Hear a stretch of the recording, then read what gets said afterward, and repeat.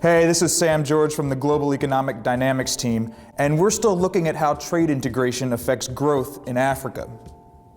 In the first video, we talked in pretty general terms. Here we get more specific with an example, and we're going to swing this on down to South Africa. Prior to the Great Recession, South Africa had strung together some real economic momentum. Growth averaged 4.3% annually from 2000 to 2007, and the country made some inroads against poverty and unemployment.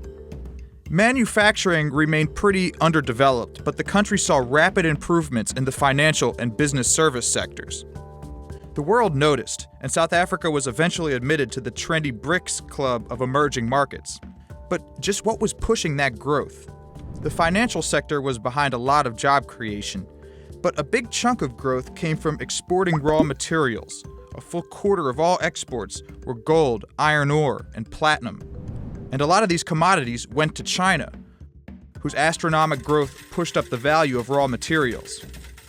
That's Econ 101. Greater demand means higher market prices. But in recent years, Chinese growth has decelerated, meaning less demand for gold, iron ore, and platinum, and thus a partial explanation for why South African growth has flatlined at around 1% since 2014. So this is where our new study comes in. There are a lot of free trade agreements coming online, and we wondered, how will they affect South Africa? For example, let's say that China and the Pacific community can agree on a major trade deal like the free trade area of the Asia-Pacific. Our data suggests that in this case, China will grow.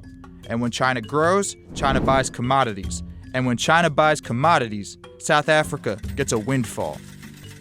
Our model finds that a FTAAP could lead to a 62.4% value-added growth in South African mining, pushing real income growth up 7.86%. So that's good, right?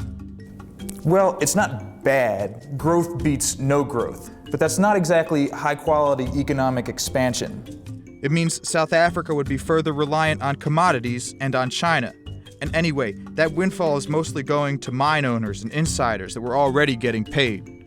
Generally speaking, this is not creating innovative jobs and skill sets. Let's face it, the commodity lottery has never been a prescription for inclusive growth.